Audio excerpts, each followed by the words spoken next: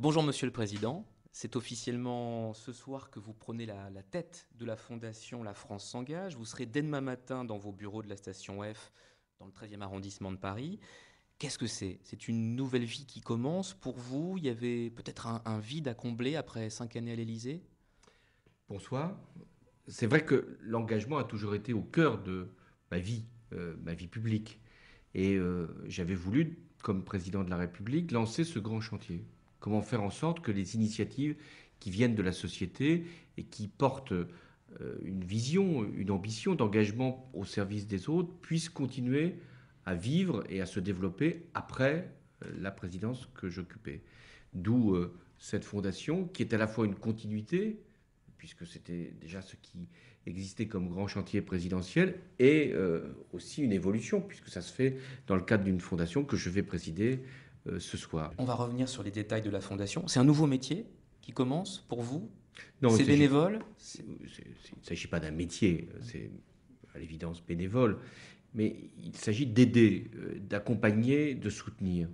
Et moi, je ne conçois pas l'engagement simplement sous la forme politique. Et je respecte parfaitement cette démarche-là. Je l'ai moi-même adoptée. Mais il y a aussi un engagement citoyen, un engagement de solidarité qui vient de toute la société. Et mon rôle, compte tenu des fonctions que j'ai occupées, de ce que je peux mobiliser comme financement, c'est de favoriser tout ce qui vient de notre pays Être un catalyseur. et qui peut avoir des conséquences favorables pour la vie quotidienne des Français. Je vais prendre quelques exemples de ce qu'on a déjà financé, puisqu'avant la Fondation, c'était les ministères qui assuraient ce financement. Il y a une école pour le numérique qui s'appelle Simplon, qui sert justement à aider des demandeurs d'emploi ou des femmes et des hommes qui ont pu être un moment à l'écart du marché du travail pour les former au numérique et pour les former gratuitement, pour faire en sorte qu'ils puissent être tout de suite accompagnés et valorisés. On a aussi des associations qui ont pu se créer pour assurer des services à domicile, une espèce de conciergerie dans les quartiers de Paris, et ça a eu un grand succès. Donc c'est tout ce qui peut créer de l'emploi, toujours ma volonté D'inverser la courbe? d'inverser la courbe. Et comme c'est le cas, il vaut mieux, à ma place, pouvoir aussi y contribuer. Et puis, deuxièmement, de donner des services qui n'existaient pas jusqu'à présent, ou que le numérique, parce que c'est aussi ce que j'ai voulu faire apparaître, que l'innovation puisse être au service du plus grand nombre. Souvent, les anciens présidents, je pense notamment à Jacques Chirac, préfèrent se consacrer à des grandes causes internationales pour la paix, pour le climat. Vous, vous avez choisi un créneau qui concerne les enjeux de société, économie sociale et solidaire, ici, maintenant, en France. Pourquoi? L'engagement, il doit être d'abord au plus près. Qu'est-ce qu'on peut faire au niveau local qui puisse se généraliser au niveau national? Souvent, il y a des initiatives qui naissent, par exemple, mettre des bibliothèques qui soient à la disposition de tous les territoires et qui ensuite peuvent être généralisées. C'est le but de la fondation, d'accompagner ça, mais qui peuvent aussi s'internationaliser. Cette fondation, pour l'instant, elle n'a pas de visée pour la paix. Je crois qu'il faut rester dans ce que l'on peut faire avec une fondation, même si Jacques Chirac a remis des prix au titre de la paix. C'était très important qu'il puisse signaler tout ce qui se passait au niveau international.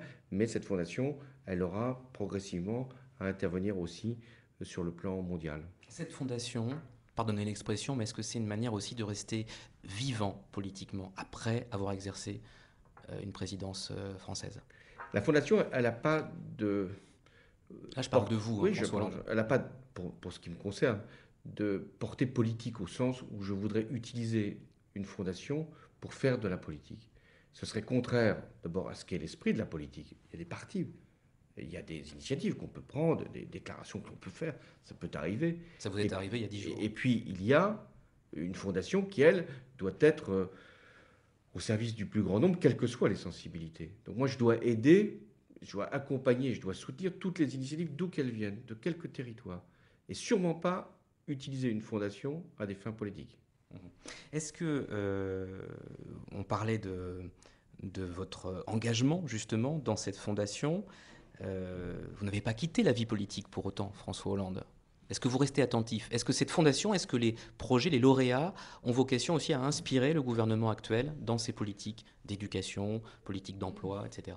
Oui, il y a des lauréats qui peuvent fournir des exemples, qui ensuite peuvent être des politiques publiques. Prenons quelques exemples. Qu'est-ce que l'on peut faire encore pour améliorer l'accessibilité pour les personnes handicapées? Le fonctionnement de la fondation, combien de collaborateurs? Vous recrutez, je crois? Oui, il y a 4 ou 5 collaborateurs aujourd'hui. Il y en aura 8 à terme, mais Est-ce qu'il y ça aura reste des une petite emplois? équipe. Il n'y aura pas d'emplois aidés? Non, je pense que moi je suis très attaché aux emplois aidés, vous le savez, mais je pense que là, il s'agit d'emplois pérennes, durables. Dans l'actualité plus large, au-delà des bureaux de la rue de Rivoli, il y a la question de la politique de l'emploi, des ordonnances qui ont été rendues publiques. Vous aviez parlé avant les ordonnances, sans en connaître encore le contenu exact. Vous les avez lues certainement, ces ordonnances. Est-ce que vous êtes rassuré après ce que vous avez lu? Il faudra les regarder.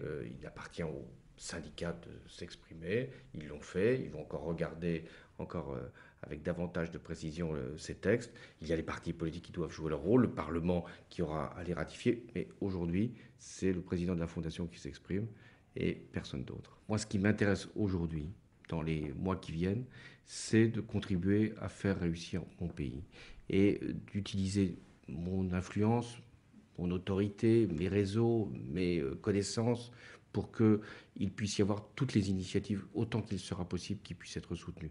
Le reste, ça appartient au débat public et pour l'instant, je n'y suis pas. Au nom de cette fondation, vous ferez des voyages à l'étranger? Vous donnerez des conférences? Non, ça, je pense que là aussi, il faut distinguer. Il y aura sûrement des déplacements que je ferai, des voyages que j'aurai organisés pour non pas faire une diplomatie parallèle, il ne s'agit jamais de ça, mais de faciliter un certain nombre de situations ou d'exprimer ma vision internationale, mais ça ne se fera pas dans le cadre de la Fondation. Lou Bureau, notre confrère emprisonné en Turquie, avez-vous des nouvelles? Puisque nous avons lu que vous activiez vos propres réseaux aussi pour obtenir sa libération. J'ai fait toutes les démarches, mais toujours en lien avec le gouvernement, parce que ça doit passer par les canaux officiels pour dire toute, toute l'évidence qui est la libération de ce journaliste qui est allé faire un reportage et qui ne doit être aucun moment soupçonné d'être un agent voulant déstabiliser l'État turc. Donc je pense que le président Erdogan et la justice turque doivent libérer le plus vite possible ce journaliste. Les jours passent, les semaines s'écoulent après la fin de votre quinquennat. Est-ce qu'aujourd'hui, vous avez à rougir de votre bilan? J'aurais à revenir là-dessus, là aussi. Ne soyez pas pressés. Et chaque chose doit se faire en son temps. Et lorsqu'il s'agira de regarder ce qui a été fait, ne vous en faites pas, vous me trouverez comme interlocuteur. Le temps, ce sera un livre. Vous écrivez un livre en ce moment? Un livre viendra. Il ne doit pas là aussi être précipité. Il n'y a aucune urgence. Avant la fin de l'année? Non, pas avant la fin de l'année. Ce qui doit être fait, c'est surtout des leçons à tirer de ce qui a été réalisé pendant 5 ans. Merci. À côté de votre bureau, Philae, pas loin. Vous la gardez avec vous. Elle viendra à la Fondation? Non, écoutez, elle est là et elle est bien là et elle doit être heureuse de rester ici sans qu'elle ait besoin d'aller courir ailleurs. Merci.